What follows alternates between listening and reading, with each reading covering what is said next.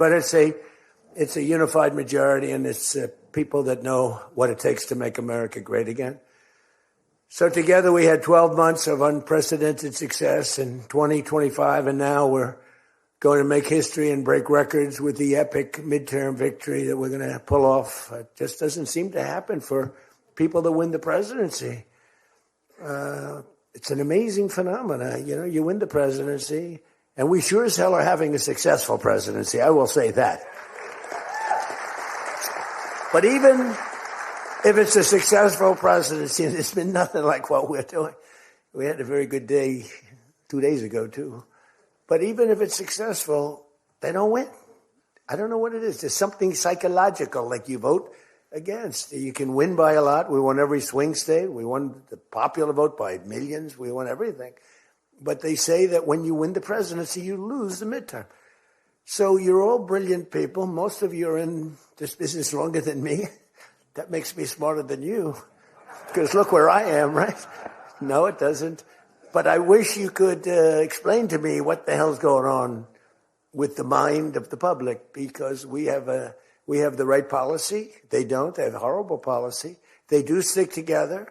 They're violent. They're vicious. You know, they're vicious people. And they stick together like glue. They don't have a couple of the people that we have. A couple of people, not too many, really very few. And that's why I want to just say that before we go any further, I want to express our tremendous sorrow at the loss of a great member, a great, great, great member, Congressman Doug LaMalfa, who passed away yesterday, as you probably have heard.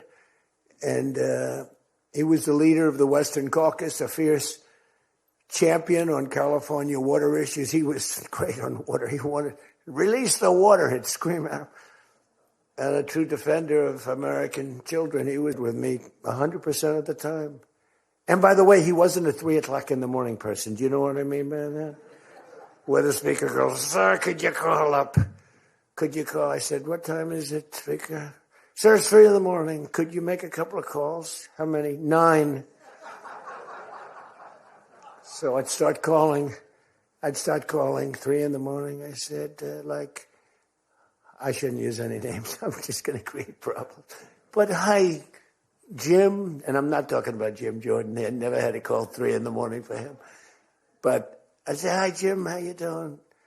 I just called to say hello, 3 in the morning. Okay, sir. Sir, you haven't spoken to me in 3 years, and it's now 3 in the morning, so I know what you want. You want my vote? And usually almost always they'd give it, but they wanted to be called. And with Doug, I never had a call. He was with us right from the beginning. I love those guys. I must say I probably love them the best, the guys that I don't have to call.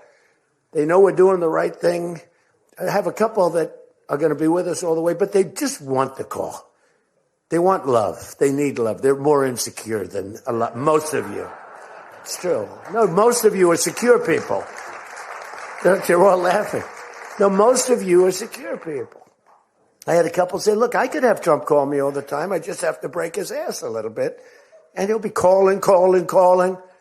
But I appreciate those. We actually had a little party. We opened up a beautiful section of the White House in the Rose Garden, and we had a party for all of those people that I never speak to and vote for me. And, I spoke to Doug, but I didn't speak to him never had a problem. And I was really saddened by his passing and was thinking about not even doing the speech in his honor.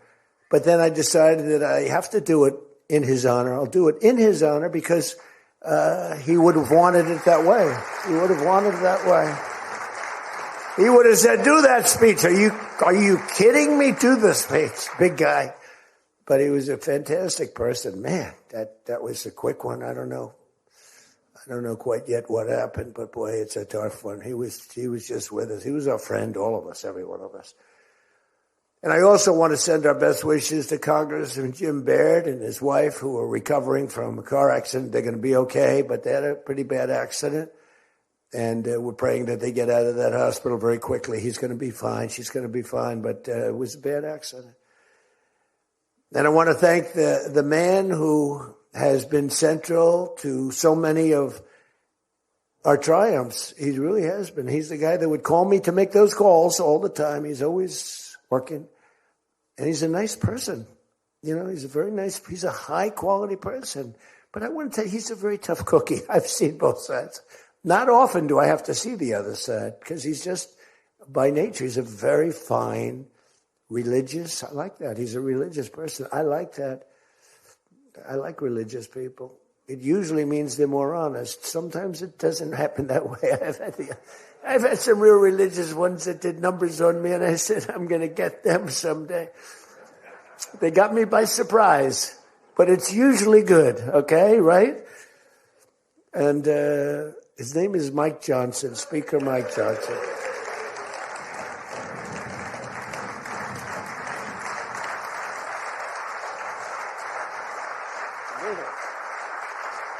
He has my complete and total endorsement. Stand up, Speaker. So, but it is true. A lot of times they'll say, I wish Mike was tougher. He's tough. He's tough as anybody in the room, actually. But can't be tough when you have a majority of 3. And now, sadly, a little bit less than that. A little bit less than that, maybe. But you can't be Trump. You can't, I want you. You make 10 enemies, 20 enemies. That's the end of that, right? Everybody loves him. I would say there's one person he's given up on. I think he just gave up on this guy. He's so bad. He never votes for us. But no matter how good, he won't vote for us. There's a sickness there. There's something wrong. You can have the greatest bill, the greatest for the country. Forget about for Republicans. Great, great, great for the country. I'm a no vote. We don't even bother calling him at 3 a.m, do we? Huh? But I want to thank another guy who's as tough as they come, because he went through something that none of us have gone through. I went through a little shot, but I get that throbbing feeling every once in a while. But what he went through was incredible. And that Steve Scalise, he got hit hard. Where's Steve? Steve.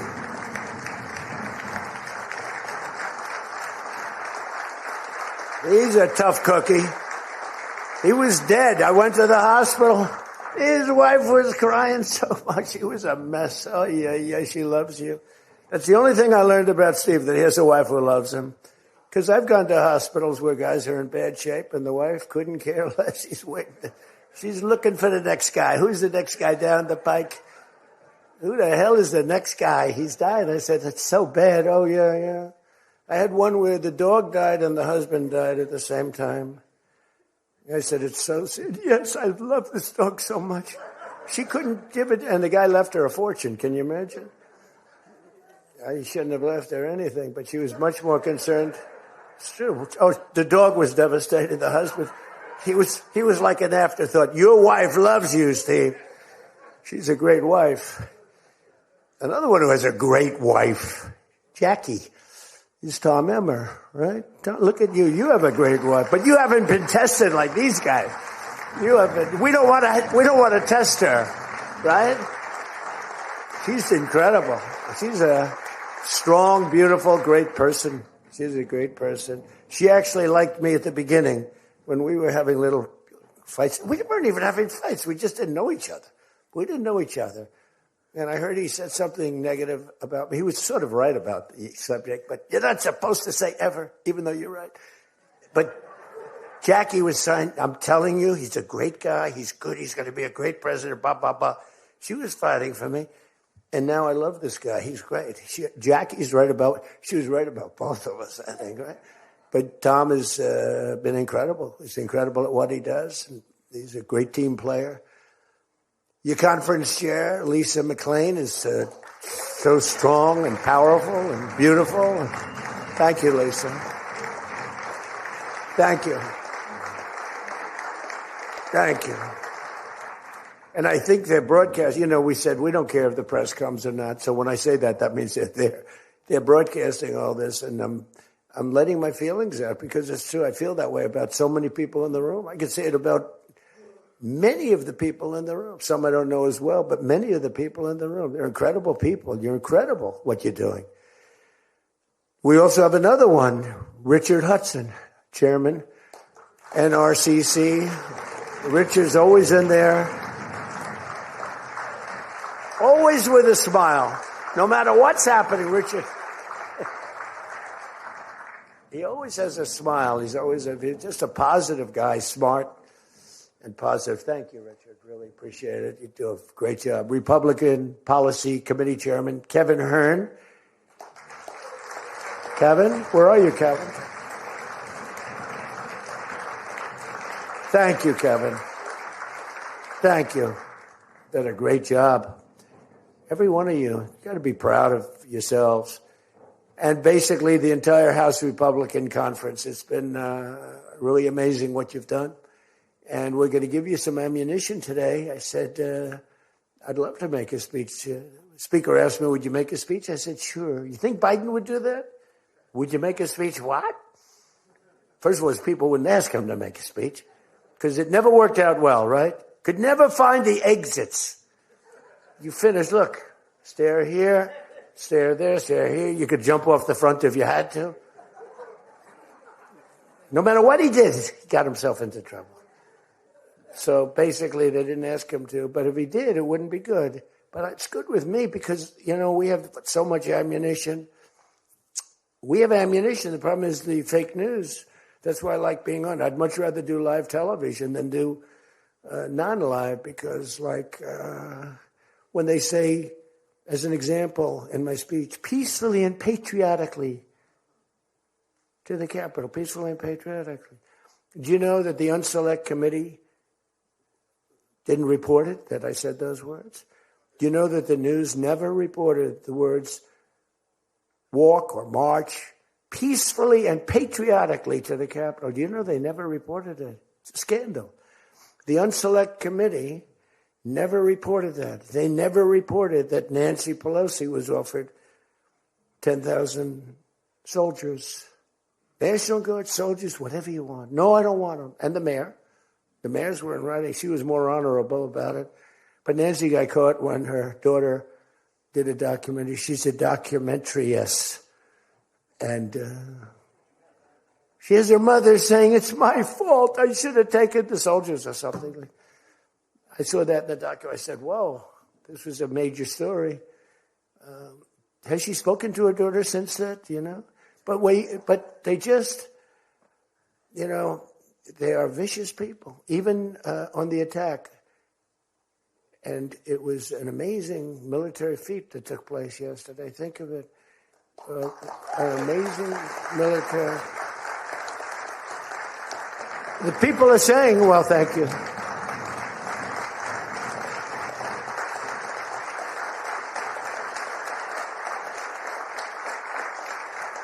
People are saying it goes down with one of the most incredible. It was so complex. 152 airplanes, many. Talk about boots on the ground. We had a lot of boots on the ground.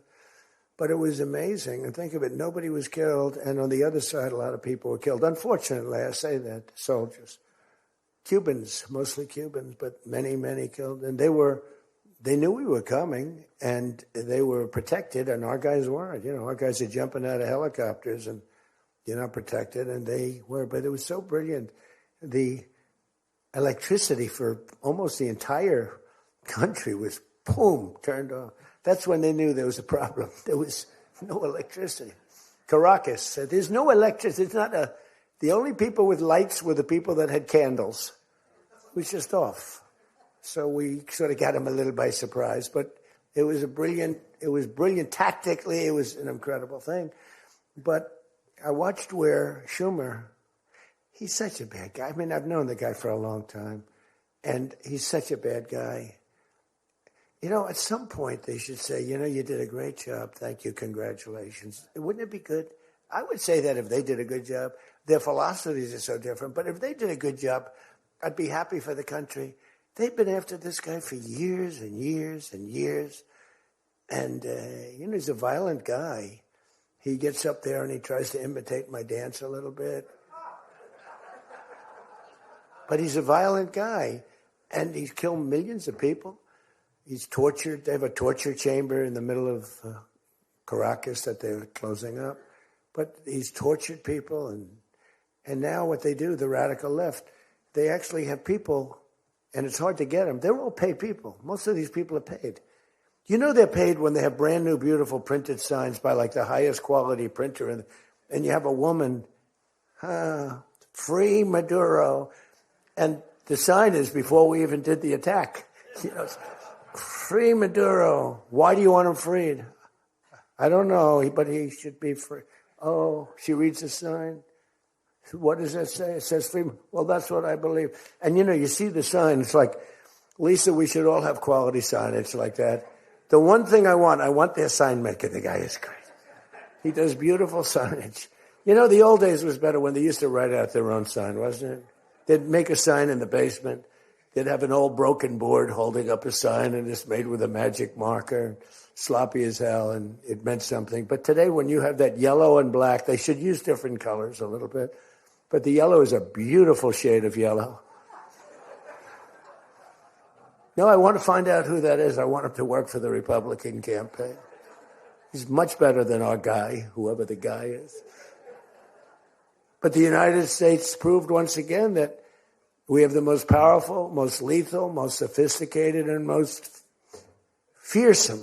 It's a fearsome military on planet Earth, and it's not even close. You know, I've been saying it for a long time. Nobody can take us. Nobody. We don't want to have it. We don't have a discussion, but you read all and you see everything else. Nobody could have done that. Nobody has our weapons.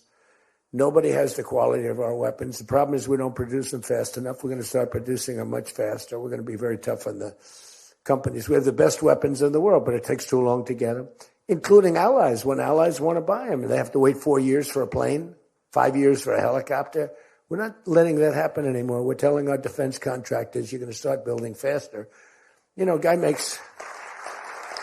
I have a big problem with it. I'm the king. I have sold more Boeings than any human being on earth. They gave me an award, Salesman of the Year. I said, what about Salesman of in the history of Boeing?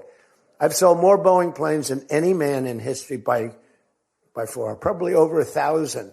Over 1,000 planes. I said, that's the good news. But why should they wait 3-4 years to get a plane? They should build them, get them immediately. The F-35s, it takes too long to get them. The Apache helicopter.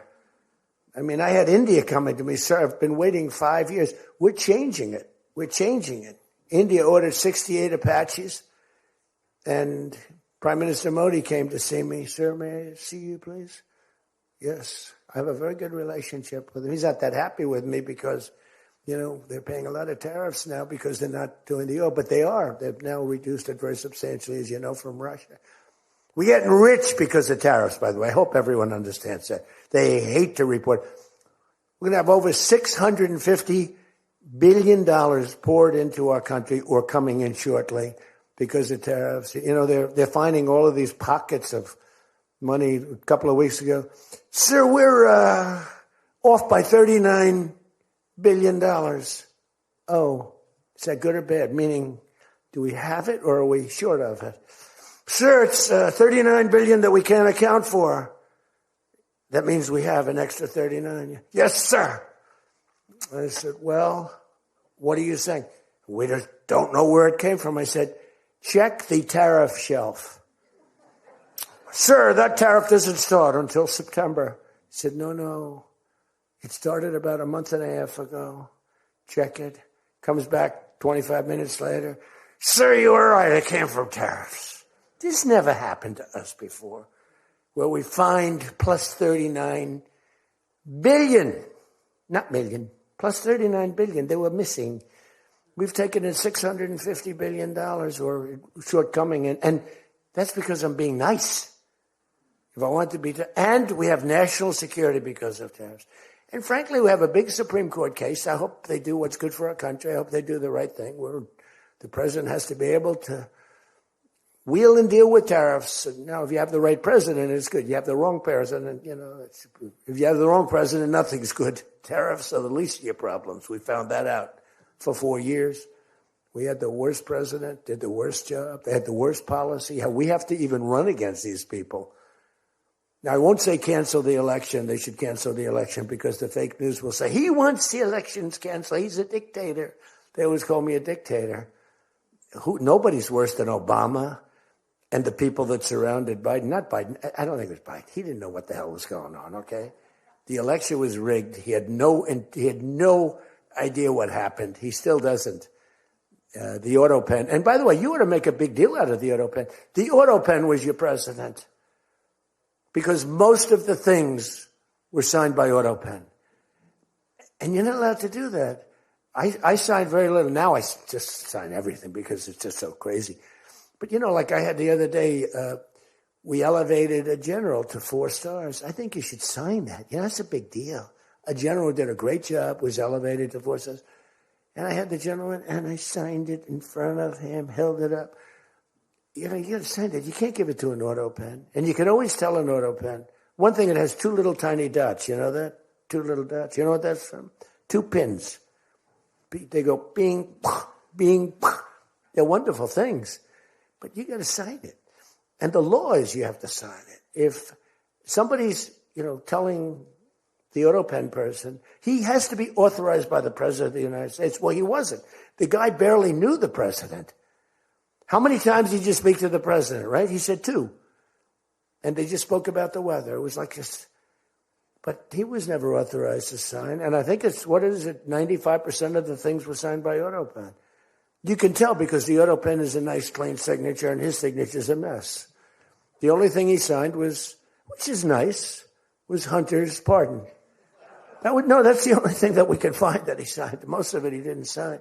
So somebody's sending papers to sign, and he wasn't the president.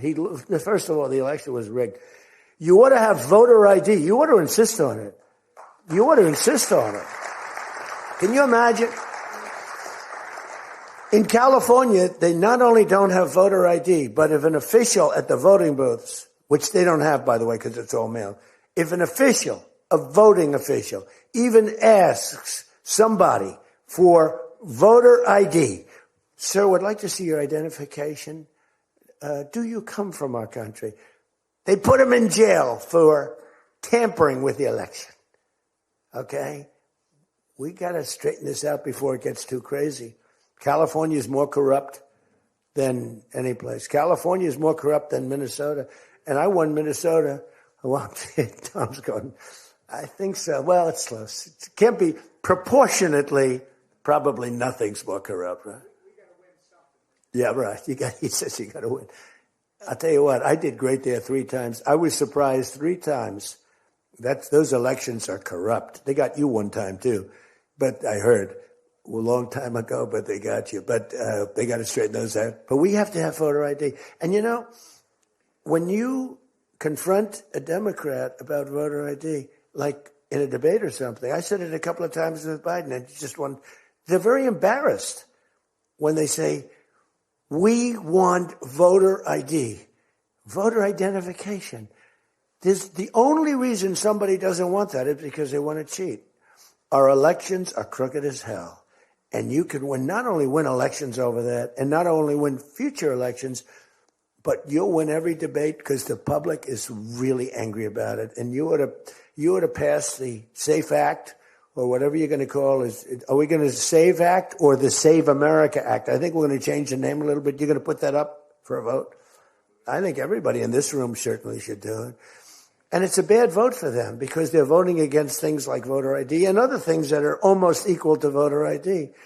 But when somebody says, no, we don't want voter ID, that means they're crooked. And the public understands it. You win elections with that. But I think it would be really important, Save America Act, if you would put that up for a vote. It's got my total endorsement. And all it is common sense things about the election. And they'll fight it like crazy because they cheat. That's the only way they can win. When you have policy so bad, when you have policy with men and women's sports, and they fight like hell for it. They still are. I saw the other day a person that you know very well, a congressman, was fighting like hell. And, I was out the other day with somebody, and I was with an ex-football player. The guy was massive. His leg was like this. And a young woman who plays flag football, and she's very good, supposedly, as an athlete. She's smaller than this guy's leg, okay? And if they were playing football together, he wouldn't even have to run. He could just keep walking. They couldn't take him down. He can't even believe it. But there's so many. They had a race, a long-distance race. They had champion men, women, one of those marathon deals. The man finished 5 hours and 14 minutes and 36 seconds sooner. He beat the champion woman by 5 hours.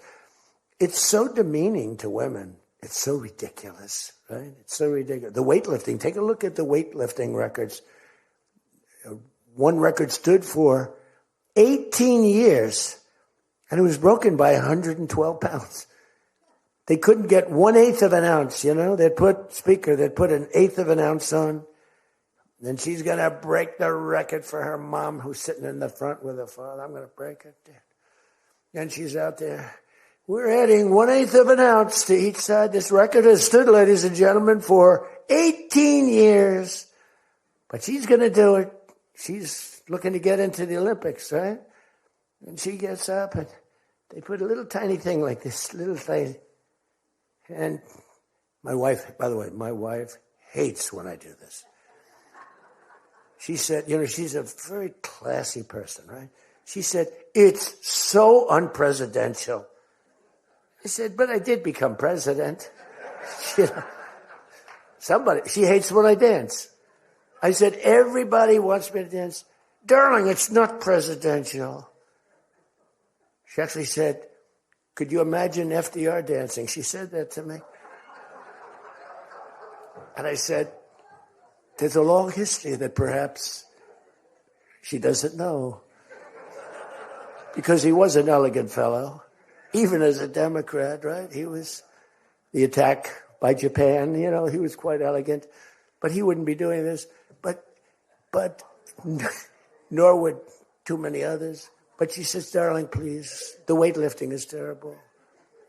And I have to say this, the dancing they really like. She said, they don't like it, they're just being nice to you. I said, that's not right. The place goes crazy. They're screaming, dance, please. But the weightlifting, but no, the girl gets up. And you see, I want to be more, but I have somebody watching. I want to be more effusive. I want to really, But she gets it, and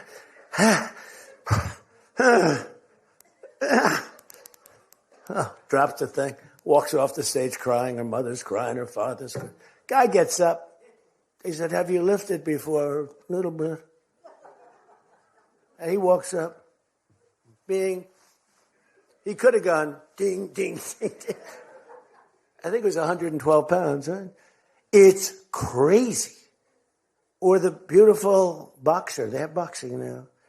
And that they have a young gentleman who transitioned. He was a very good boxer, but he wanted to be a woman, which is, to each his own. Because I want to be very liberal when it comes to these subjects. I'm trying to get that vote. It's not an easy vote to get. It's very tough for me to get it. But he transitioned, and he transitioned. And the girl was a champion boxer from Italy, remember? She got up, first round. He hit her, boom, with a left. A left, for those, everybody here knows about. But a left, Lisa knows better than anybody. But a left is defense. He goes, boom. She's like, oh my. She walked to the corner, remember? She didn't go down, but she did everything else. But she said, I've never been hit like that before. I don't want to go out again. You can do it. You can do it. Bang. She walked off. She said, he happened to win the gold medal, that young woman. He won the gold medal. There were two transition people. They both won gold medals. The whole thing is ridiculous. You have policy on your side. They don't have policy on your side. Right? You have policy. And I saw this guy fighting like hell. The swimming records is ridiculous when you look at the swimming, any records. It's crazy. And it's so demeaning to women. Women are and for a long time, they refused to talk about it. They were embarrassed to talk about it. Now they do talk about it. They talk about it openly. But they have the worst policy on everything, open borders. We want open borders. They still want an open border. We did the greatest job ever on borders. And I think they forgot it. My guy said to me today, I have a great guy, Ross. He's the greatest speechwriter. He said, sir, let's not mention the border. Nobody cares about the border anymore. Can you believe it? This was the biggest, this was the biggest thing there was. It says to me, nobody cares about the border because it has a shelf life. I fixed the border. I fixed it in my first term, but now I really had to fix it. It was much worse, when I came into office. Millions and millions of people were pouring into our country. And I fixed it. And my guy, who's incredible, says, people don't want to hear it, sir. You've done that. The problem is people forget that I did it.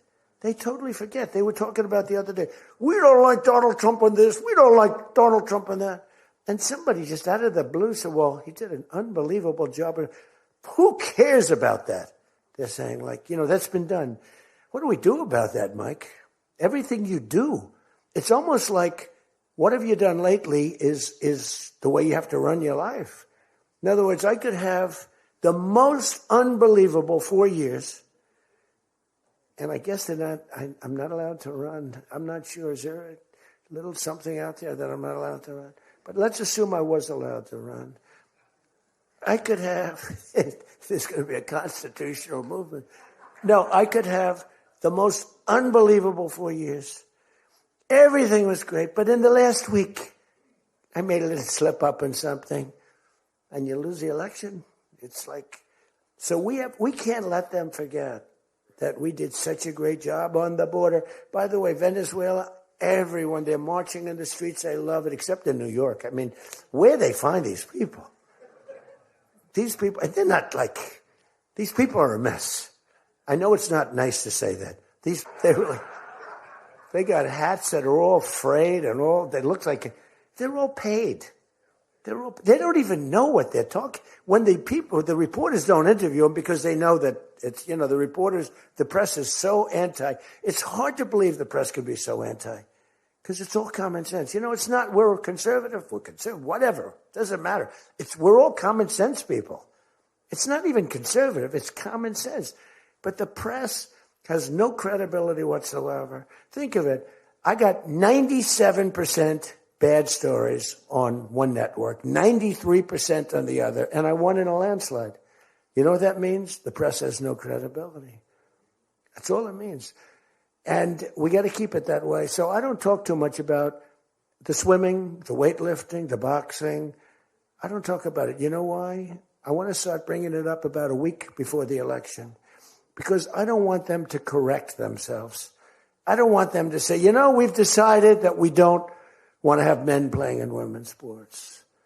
That'd be a devastating blow for us. Because that's, they say it's an 80-20. No. It's about a 98-2 issue. We've decided that we will not have open borders where the entire world, from the Congo, prisons from the Congo, these are extraordinarily tough people. These are people that make our motorcycle gangs look like fine young men. Okay? Our motorcycle gangs are wonderful people by comparison. No, they come in from prisons in the Congo. They come in from prisons from all over the world, but in particular Venezuela. Tren de Aragua.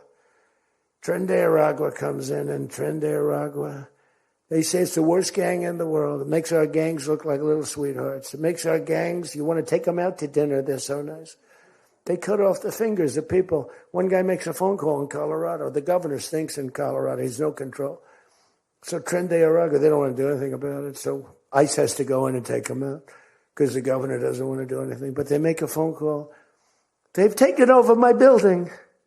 The landlord's calling. They took over his building. So the governor doesn't want to do anything. But he calls the police, the guy. They come in. Did you call the police? This is Tren de Aragua. We're talking to the man that owns the building. Did you call the police? Yeah. Boom, they cut off his fingers.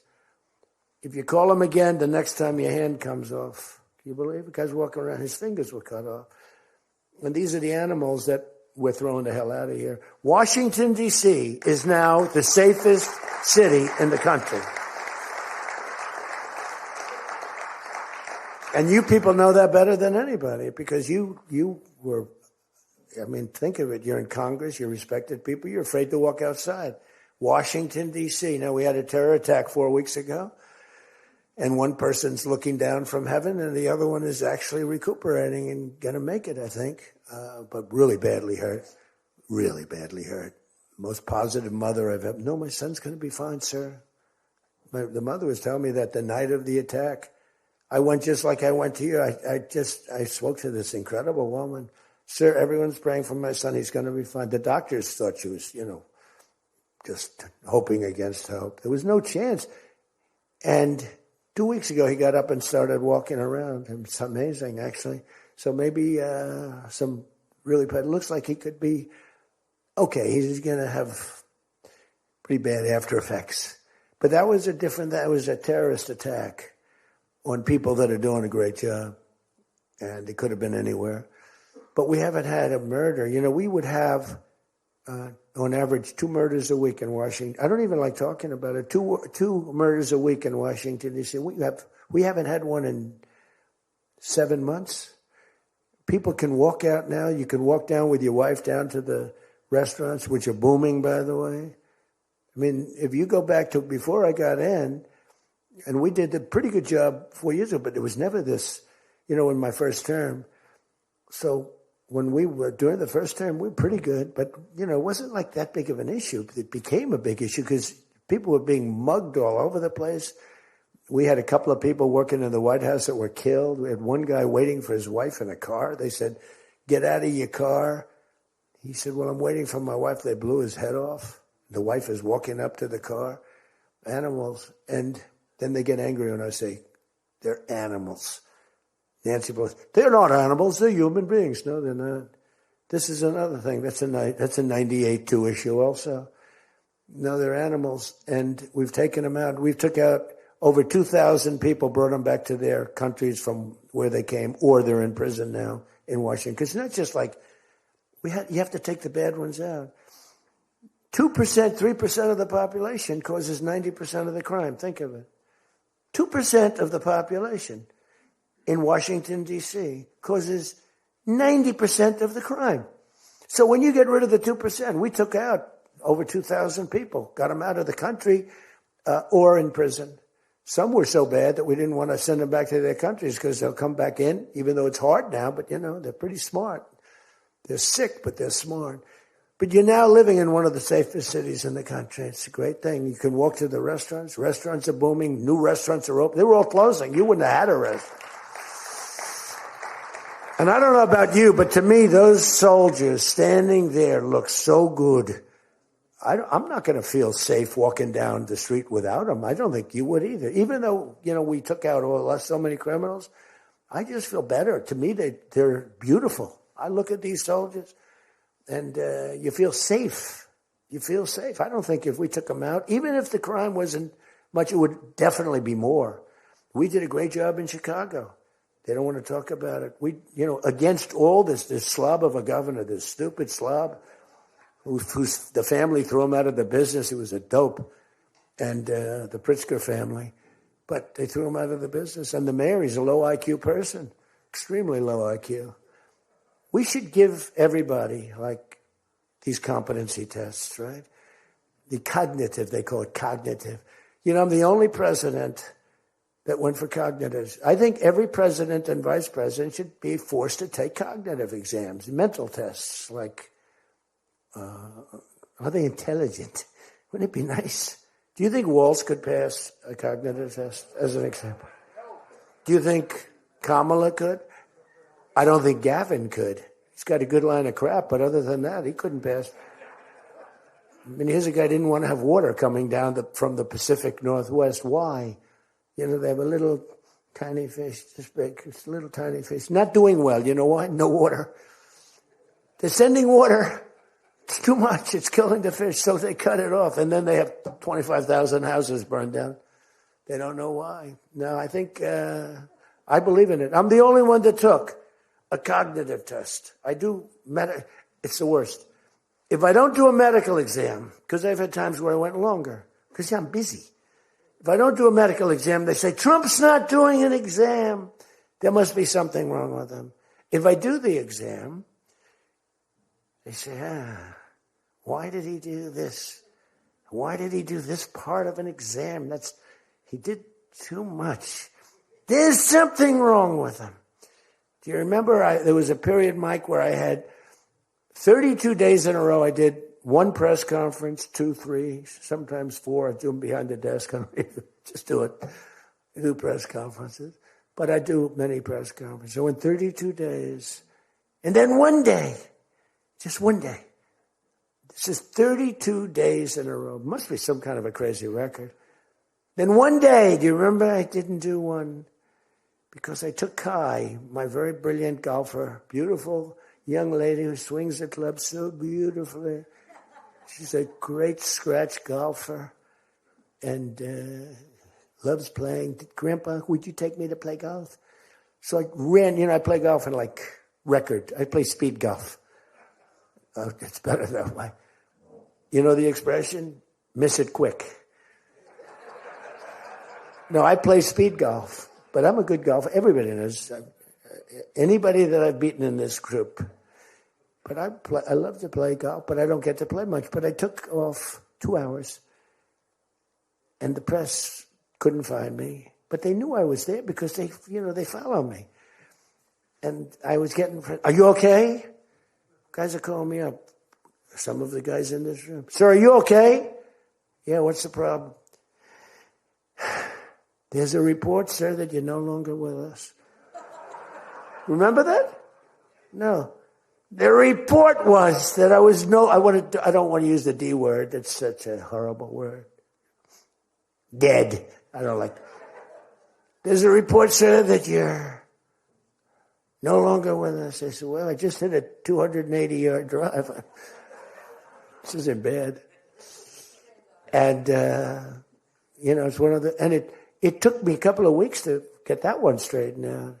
The new one is they did a report in the fake news New York Times where I worked this day from early in the morning till late in the evening, but we don't give out a full schedule. It's like who the hell wants to give out a schedule to these people? But it's all work.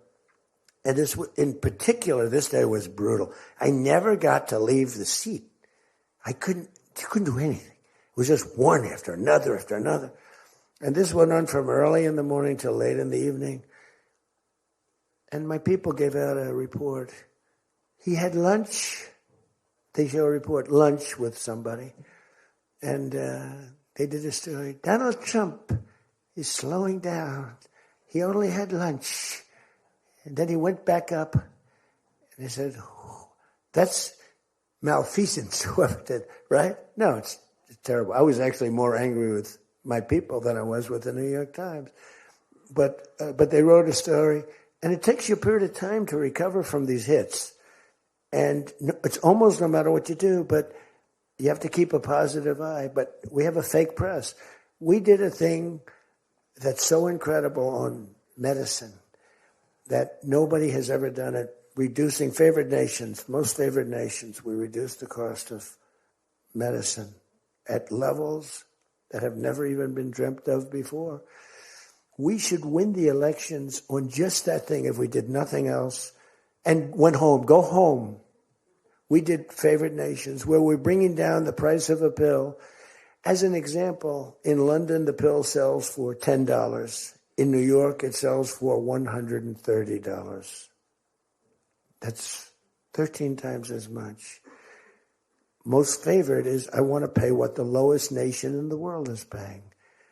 Everybody knew about it, but nobody had the guts or the stamina to do it or the respect from other nations, but I do. And then you also had to get the drug companies. The drug companies were not easy, but they were much easier compared to the other nations. So the other nations used to tell the drug companies, we're not going to pay more. It kept it for years the same price. Everything, we just kept going up, up, up.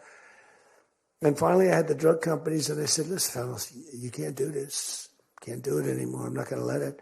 We're going to do it. And you're not going to do it. And I did things to them that were brutal. But I really found out it was the nations that were so tough. So when France was told that the pill will go from $10 to $30, it's a big increase, right? But it's not really.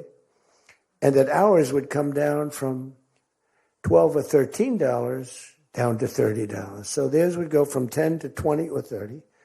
And ours would go from $13 down to, meaning $130 down to 20 or 30. So It's a huge drop for us. Now, depending on the way you calculate it, it could be thousands of percent down.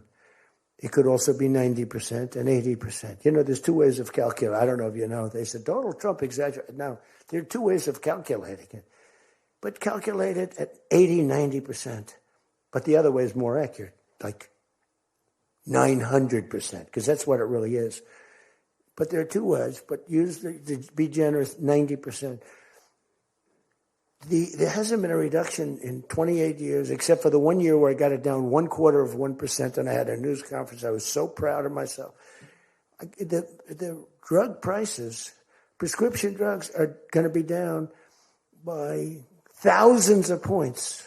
Thousands. On that one item, you should win this election. The New York Times barely wrote about it. The other papers barely wrote about it. Nobody even knows that the drug prices. Now, people will say, you don't mind if I don't read this crazy teleprompter, do you? Because, do you mind? Because I have, it's called standard. But these things are so important because you guys got to get elected. Because if you don't get elected, we have a country that's going to go to hell. So we can't play games. Ladies and gentlemen, the sun will rise tomorrow, and when it rises, we don't need this bullshit. We need to talk about favored nations. And your numbers are coming down at levels that nobody's ever seen. We inherited high prices. We inherited a mess. We inherited the greatest inflation in history. And you know what was knocking it down? The bad economy that we inherited. We inherited bad. We now have the hottest economy in the history of our country. We have $18 trillion being invested in the United States. You have, every one of you have car plants, AI plants, plants of all different types. Because of tariffs. I hope we get the good ruling from the Supreme Court. I only hope we do, because it's given us tremendous national security. So let me just finish up, because I weave. I love to weave. If you ever weave and don't come back to the point, then that's a problem. Then you say, but when you weave and you go here and boom, boom, boom, always coming back, then you're in good shape. But what's happening is by doing what I did, we're getting numbers that are so low. But what did I do to the countries? I said, France, your health care for prescription drugs is going to go up triple. It's going from $10 a pill, just as an example. I called it the fat drug. You could say the fat drug, Ozempic. Ozempic is $80 in London, and it's $1,300 in New York. The fat drug. A friend of mine called me up. He said, what the hell is going on? A very rich guy, but I said, the fat drug doesn't work on you. Why are you even taking it? The drug has failed miserably, but he's a very loud, boisterous. He's not a bad guy, not a great guy. Smart as hell. But he's a very rich guy. This drug, he could have paid millions for it. It wouldn't have mattered. But he said, in London, I'm paying $80. In New York, I'm paying like many times more than that. What the hell is that? That's because of what's happened. Because the nations held us back. So the drug companies, I had made a deal with them. You're going to do it? They said, whatever the nations agreed to. The nations were a bigger problem than the drug companies. So I said, you tell me they'll never agree, sir. I said, 100% they will. 100%. They said, sir, the smartest guy, Eli Lilly, Merck, Pfizer, all genius. They're all making numbers you wouldn't believe. The defense contractors are making more. That's why I'm going to say, you're making $45 million a year and you can't produce a frickin' helicopter for 7 years? We're going to talk to them about that. But I said to the France, I called up, as an example, France, just as an example, I like him, he's a nice guy. Emmanuel, you know Emmanuel Macron. I love the French accent. Emmanuel. They said, listen, you're going to have to raise your prices a little bit because we're paying 14 times more than you. That's a lot, right? We're paying numbers. In other words, we're making up for all of this deficit. No. I don't know. I will not be able to. Mr. President, please excuse me. Most of the people call me Mr. President, except for people that don't respect me. They call me that, which there are probably a lot of them too. But they said, no. Putin calls me Mr. President. She calls me Mr. President. Emmanuel goes, no. We will not do that. Yes, you will, Emmanuel, 100%. Because I was told they wouldn't do it. And this is, you can take Emmanuel and add up Hans.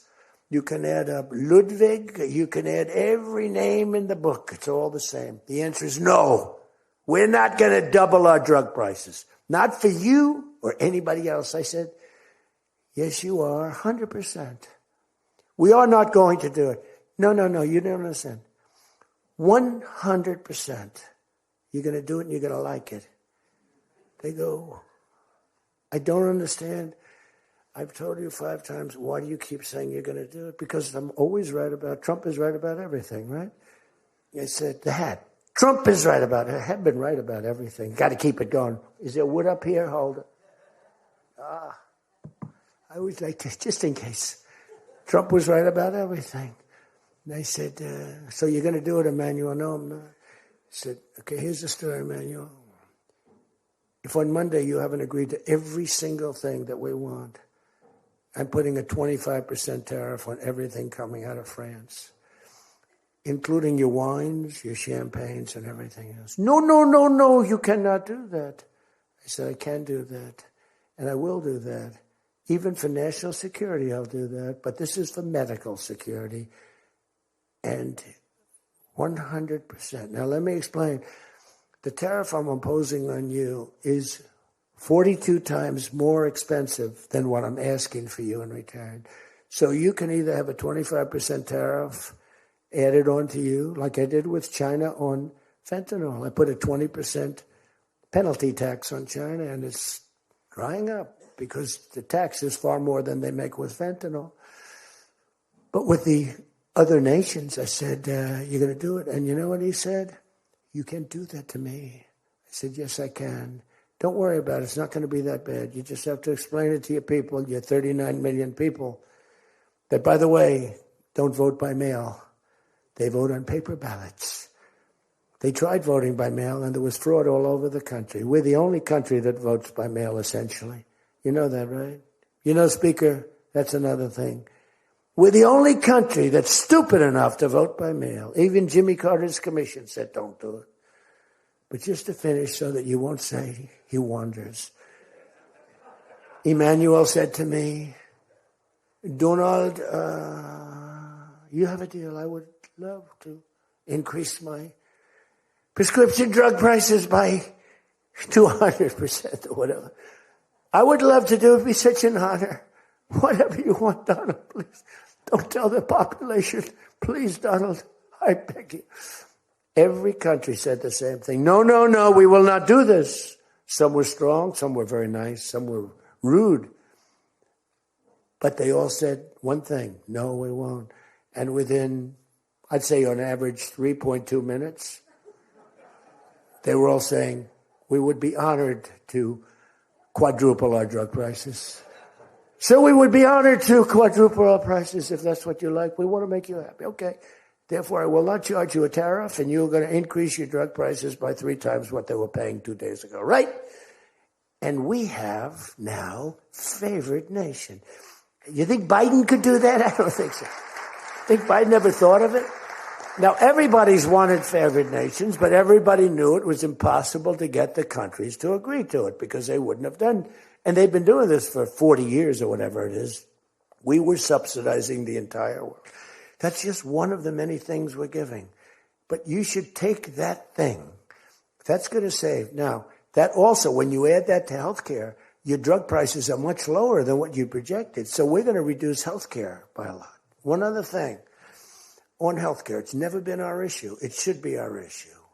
We had a very nasty vote from a couple of people. I guess Collins, I guess Lisa Murkowski, and I guess a man named John McCain. Remember? Thumbs down. You remember. He said, I'm all for 10 years he campaigned. I don't want to be nasty, but for 10 years he campaigned on Obamacare. We're going to destroy Obamacare. We're not going to do it. And then we're going to terminate it. And then it was a little surprising. We could have had health care, good health care. Obamacare is bad. And the people understand it's bad. And the premiums are horrible. But one thing I've learned a lot about health care. I found health care sort of like not of tremendous interest, but it was very important. And I made it of tremendous interest. So I made a statement a couple of months ago because I saw the numbers. I said, boy, because, I like to see what's going on. That's one of the reasons. By the way, we set an all-time record again today. We have the highest stock market in the history of our country by far, every single month. That's another thing you should camp. They like to demean that. The Democrats, well, that doesn't mean anything. That's just, no. That means jobs, and it means 401ks, because a lot of people have 401ks. And they have, best lawyer in the room, the best, have 401ks, and they have 401ks like, I had a young policeman. I told this story twice, but it was the same thing. This was a recent case. I had a case years ago because I had a great economy. We had the greatest economy in history during my first term. My first term was a tremendous success. But again, nobody wants to talk about that. We rebuilt our military. We did things that nobody could have done. We did a great job. This term is blowing it away. It's blowing every term. There's never been a president that had a year like this, especially a starting year. And we should win based on that too, all things. But the 401k, so there's a policeman, and he comes up, and he was guarding me along with lots of other people. Sir, I want to thank you. What? My wife thinks I am the worst investor in the world. And for the last year, she thinks now I'm Warren Buffett. She said, you're smarter than Warren Buffett. You're a better investor than Mr. Warren Buffett, sir. I said, how's your 401k? It's doubled. It's going up. It's going up. I said, just relax. But 401ks are through the roof. Those are us. Those are the people. We have the highest stock market in history. 47 days out of 11 months. We have just a piece of the last month left for the first year. 47 days out of 11 months, we hit a new record. Well, we hit one last night. We hit another one today, I understand. But we hit one last night, a new record, brand new record. All exchanges, not just, Dow. Dow was up, but all of them. We have another record, that's the 47th time in 11 months that we've hit an all-time high. And the future, because we have more money coming into our country than any country has ever had by far. The record was about $3 trillion many years ago by China. We've got $18 trillion pouring into our country. You know why? Because of tariffs. Because if they build a factory, they don't have to pay any tariff. But if they make it in another country and they send it in, they have a very big tariff to pay. So they can't pay that tariff. So what they do is they come in and they're building. By the way, this is what China did to us for many years. It's just reversing it. Other than we have a great product. We were losing our product now. Tell you what, if I had lost this election, if you had Kamala, it's the same thing, Joe and Kamala, I call them equals. If you had Kamala come in, I believe that our country would have been Venezuela on steroids. I used to say that during the campaign. If I don't win, we're going to have Venezuela. So we have 18 trillion coming in. I think we could hit 20 trillion by the time the year is up, right? It's less than 1 year, 18 trillion. The record is $3 trillion. $3 trillion is a lot of money. 18 trillion is not even thinkable. That's all investment. That's building factories. That's building plants. You know how many car factories we have? Half of you guys are having car factories. Where you are, Louisiana is doing great. Georgia, right next to you, is doing great. Hello. Nice guy. All nice people. Actually, in this room, I can't see it. Is there anybody I'm supposed to dislike in this room? I think that A couple of people maybe didn't show up. There's only one that I really dislike. The same person that Mike gave up on, because there's something wrong with him. He's a sick person. But there's only one, really. The others, you just have to understand them. They have some problems too. But you just have to sort of go with them and understand them, feel sorry for them, advise their family, are they okay? Because what we're doing is right. But $18 trillion, car plants being built. I was in Japan. Somebody admonished me, he shouldn't be traveling. I don't like to travel. But when I travel, I make a lot of money for the country, not for me. For me, I don't care. I have a much higher purpose. I have plenty of money. I don't need money. I don't want money. I want to make money for the country. And like I did with Intel. Intel came in. They had a problem. I said, I can solve the problem, but I think you should give the United States 10% of your company. He goes, whoa. I said, yeah, I think I can help you with the problem, but you got to give the United States, not me. Sometimes I'll say, give me. But when I say me, I'm talking about, I'd love to accept it, but I don't think that law enforcement would like that, right? I'm very cognizant of law enforcement, perhaps more than anybody in history. Actually, a friend of mine who's really smart said, you've got to be the most honest guy in history because you have been examined, your books, your records. I have a big business. Every record. I had these Democrats hired the biggest accounting firms, the biggest law firms, the biggest. I went through years of abuse. And here I am. They didn't find anything wrong. Remember? We want his tax returns for years. We want his... Finally, the Supreme Court, shockingly, I'm the only one. This couldn't happen to anybody else. You have to give your tax returns, right? I gave my tax returns. They're from here to here. It's a big business. It's a great business. And I built a great business, like much bigger and better than anyone even understands. But I gave my tax returns. They go from here to the ceiling practically. They got them. Headline, Trump to give tax returns. Supreme Court ruled I had to give my tax return. Can you believe it? Everyone said, it's not supposed to do that. And by fighting, they think you're trying to hide something. Naturally. I gave my tax returns. That's the last we ever heard. They hired the biggest accounting firm in the world, most powerful lawyers in the world. They spent millions and millions of dollars going over those returns. There hasn't been one story that I did anything wrong. So this friend of mine who's highly sophisticated, rich guy, smart guy, said there's nobody that I know that could have gone through an examination like that and not ended up in prison. Nobody ever had to suffer like I did. Nobody ever did that to anybody else. There was an expression, Andrew Jackson was the most abused president in the history of the United States. You know who second was? This before me. You know who second was?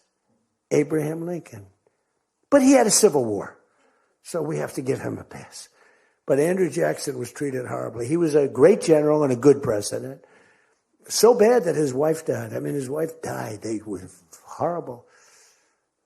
But I just saw a report came out the other day. I blow them away. He never got impeached twice.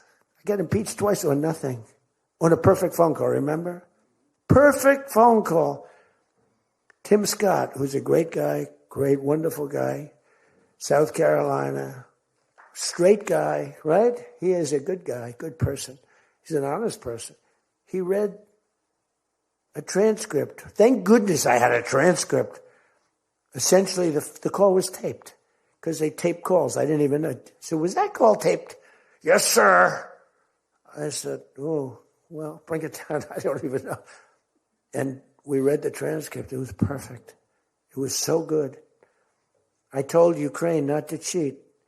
And if you see any cheating, report it to the Attorney General of the United States. That was my call. They said, he was trying to intimidate. All I said is don't cheat. And we have a signed agreement that Ukraine can't cheat. You know that. It's the only country we have actually a signed. They violated the agreement many times, I would tell you.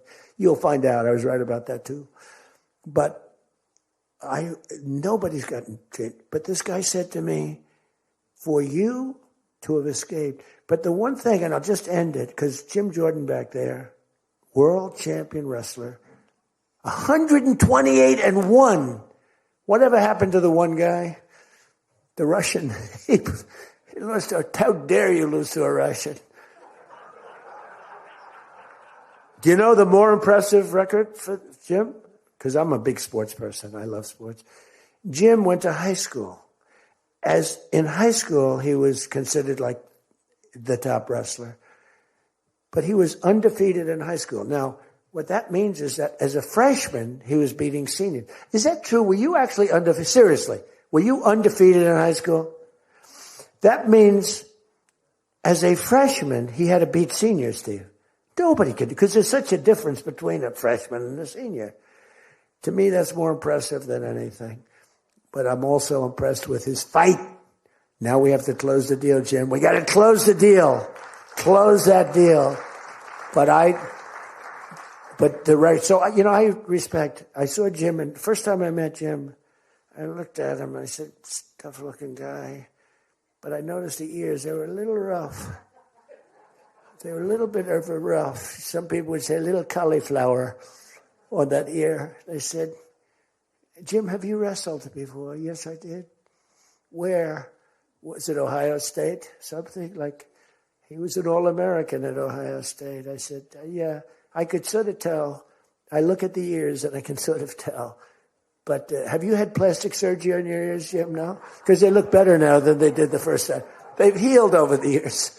They've healed. Actually, now you're wrestling with probably much tougher people, the radical left lunatics, right? But anyway, so I just want to leave it by this. I want to say that you are great people. We have all of the policy. We have wonderful. Just stay together. We got a few people that make life very difficult. They don't have that. I used to say they don't have a Mitt Romney in their midst. I mean, Mitt Romney was very difficult. You know, he was almost like for them. It was on the Senate side. But we have a couple of people that are really bad. I mean, they're bad, but maybe they'll straighten out. Maybe somebody in the room can sit them down and straighten them out, because what we're doing is the right thing for the country. We're not Republican or Democrat. We're doing the right thing for the country.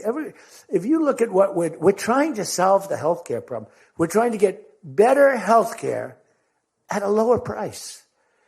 I mean, that's a good thing, right? And the one thing I learned, and just in concluding, and I said it like a month and a half ago, and it was the number one thing in the country. Even the fake news covered it. They tried to put a negative spin on it, of course. I said, I read a story about insurance companies making a fortune. A fortune.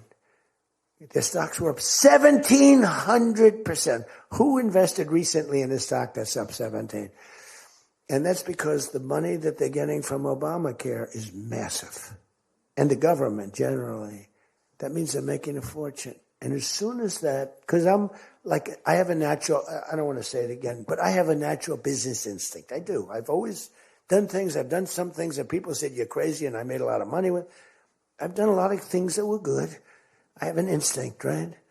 Somebody said, he's got the best political instincts of any politician in 150 years. I said, no, I don't. I really don't believe I do.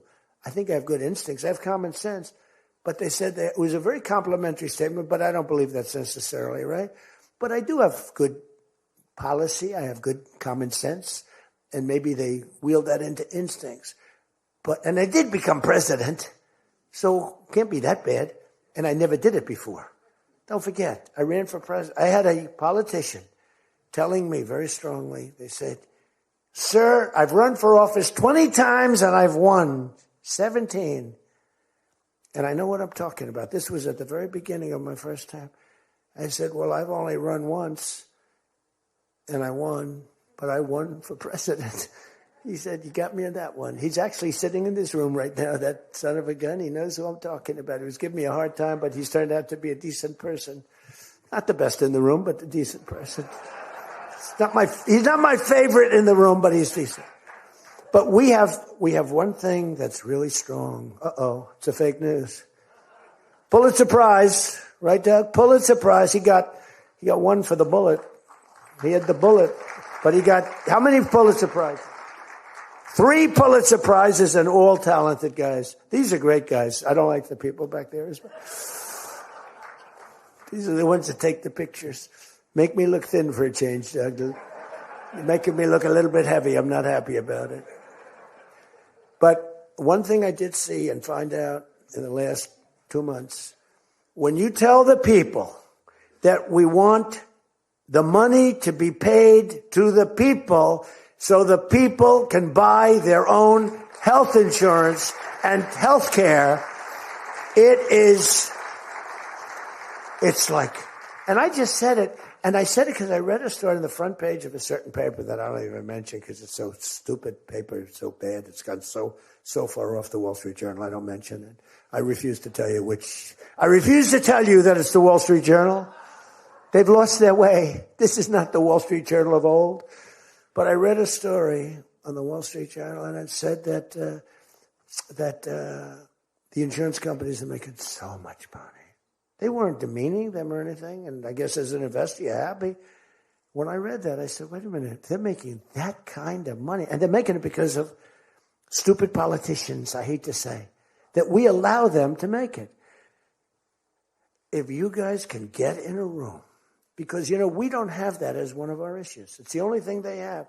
They're lousy at it. They came up with Obamacare. We tried to fight it. We almost had it won, but we didn't get 3 votes. We should have gotten them. But here's, you want to turn this thing, you work on favored nations, you work on borders, you work on all of the things that we talked about, but now you take the healthcare issue away from them, and they want to fight it. You know why? They're all owned by the insurance companies, and they cannot fight it successfully. There's nothing they can do. That's like almost the voter ID thing. When they try and fight, I watched the guy trying to explain why we shouldn't have voter ID the other day, and the guy was a fool. He looked like an idiot. This is the same kind of an issue. Let the money go in the healthcare account or however you do it. Let the money go directly to the people. Now, you have to be a little flexible on Hyde. You know that. You got to be a little flexible. You got to work something. You got to use ingenuity. You got to work. We're all big fans of everything, but you got to be flexible. You have to have flexibility. I came out with a statement. Let the money go not to the big fat cats and the insurance companies that made 1,700% over the last short period of time. Let the money go directly to the people where they can buy their own health care. And I'm not sure that I've ever said anything that was more impactful. I say a lot of things and have a lot of good ideas. And this was an idea that, the whole world went crazy. The whole country went crazy. The world went crazy with envy. If you can somehow do that, Mr. Speaker, Tom, all of you, Steve, if you can do that, this is going to be your issue. And the other thing is fertilization. They're trying to hit us on fertilization. They were dead on fertilization when I got a call from a very wonderful young senator from Alabama saying they had just lost a case. And the case, I've never been met with such scorn. Friends of hers were just going crazy. And I said, explain the issue to me. And it was on IVF, the fertilization. A judge ruled against and said all fertilization places have to be closed down, like immediately. It would have been a disaster. And fortunately, I picked it up, and we owned the issue. But now I understand they're trying to make a case on fertilization. You can't let them do that. It's a very important issue. All of these issues are very important issues. But you can own healthcare. Figure it out. Let the money go directly to the people. It goes in a healthcare account. There are numerous things you can do, but you have to no money for the insurance companies. I'm going to meet with the insurance companies. I said, I'm going to meet with them because I met with the prescription drug companies. And that's when I found out what was going on with the fact that we were paying 10 and 13 and 14 times more money than Europe and other places. I learned that at the meeting. Now I'm going to meet with them in a few days. I'm meeting with them all, 14 companies. I'm meeting with them all. I'm also meeting with oil companies. Let's go. You know what that's about. We've got a lot of oil to drill, which is going to bring down oil prices even further. But if you can come up with health care, remember this, where the money goes to the people, you have just owned, they can't fight it. They're owned by the insurance companies. You guys don't get money from the insurance companies. They do. They get a massive amount of money. It's their biggest donor. They're going to try and fight you, but they can't win the fight. If you explain it, the money goes directly to the people. That's going to be your issue. The other thing is energy. Your energy prices have come so far down since I'm president. And nobody wants to, I saw on television, energy prices are down 3%. No, they're not down 3%. They were $3.50 and $4. It's now $1.99 a gallon in many stations, and it's going down further. And that's like a massive tax cut. And that's the other thing, tax cuts. No tax on tips, no tax on Social Security, no tax on overtime. Now think of this, no tax on tips, no tax for seniors on Social Security, no tax on overtime. You're allowed to deduct if you buy a car and you take out a loan on the car. For the first time ever, middle-income people, all people could deduct, but they never got a deduction before like this. It's only for rich people. They got them. They have so many deductions. You're allowed to deduct the interest against your taxes. Nobody thought it was possible. It's going to be phenomenal for the car companies, but it's even more phenomenal for the people. It's like getting it's like paying half for the car. All of these things, you have so much ammunition. All you have to do is sell it. Taxes. But the one thing they know about the taxes, I call it the great big beautiful bill. I think it's even better. But the great big beautiful bill is just that. There are so many goodies in the bill, you have to get the word out. Because the people in the back of the room won't do it. That's why I love live television. Because they can't, sometimes they'll turn the camera off. But they're embarrassed when they do that. If we're going too strong and doing too well, if the lights go off, you're doing well. If the lights are on, you got yourself a problem, okay? I see that little red light. That light goes on. If that light, that's bad, isn't it? If that light goes off, you know that you're doing a good job because you're fighting the Democrats and you're fighting the fake news. And it's amazing that they can be so stupid. And they don't have credibility anymore, and you can beat them. I mean, it's the old thing that, never fight the news, but you have no choice because it's almost like they become radicalized.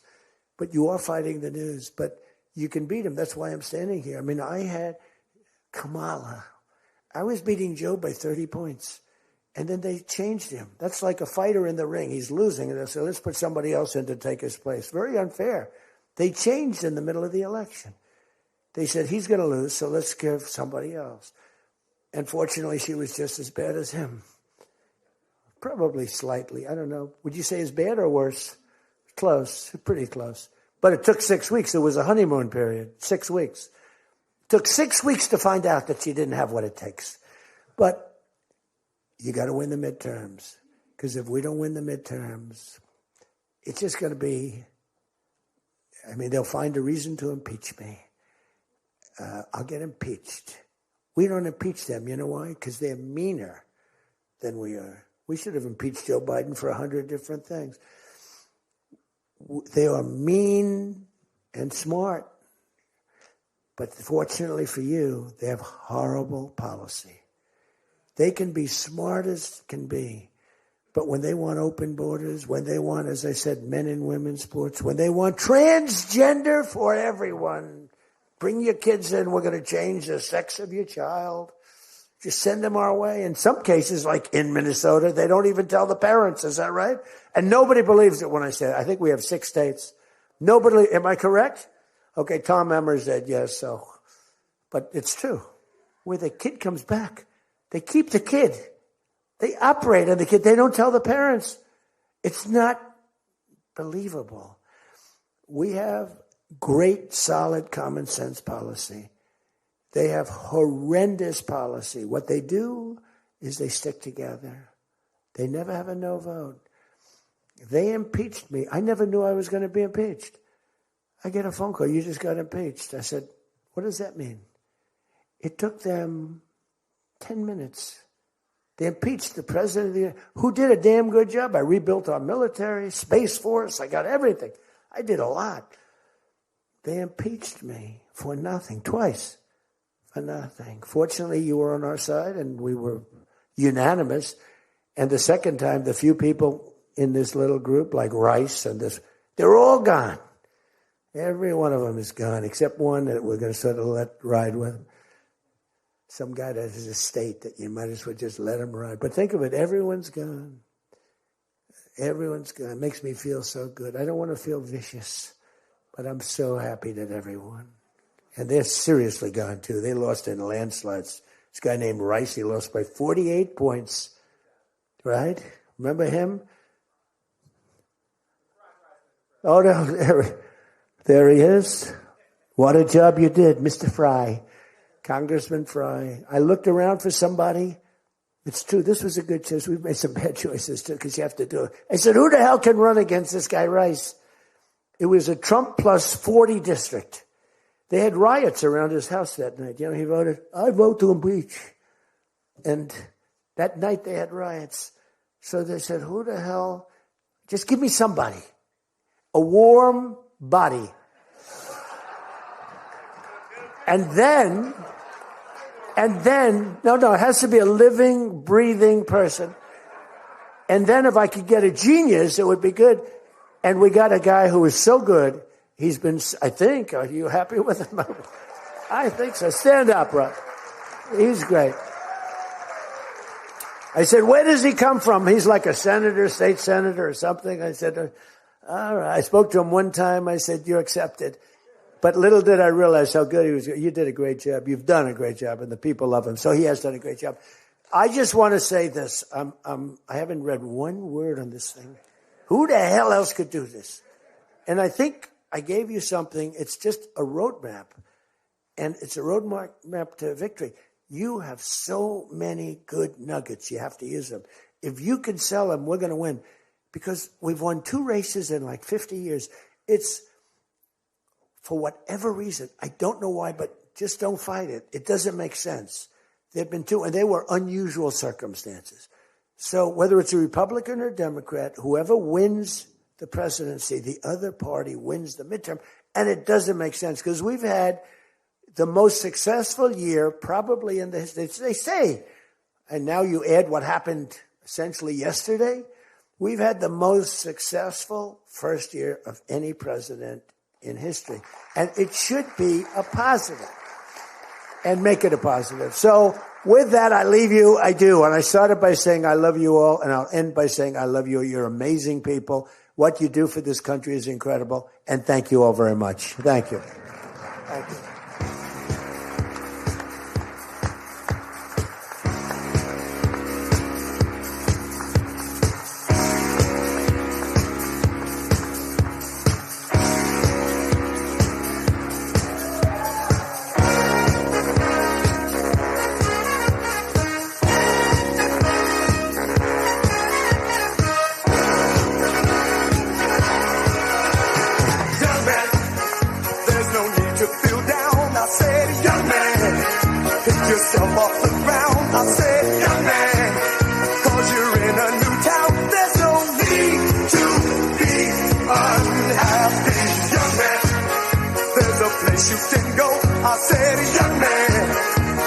Short on your dough, you can stay there, and I'm sure you will find many ways to have a good time.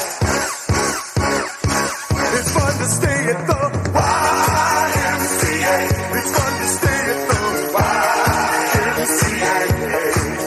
They have everything that you're meant to enjoy. You can hang out all the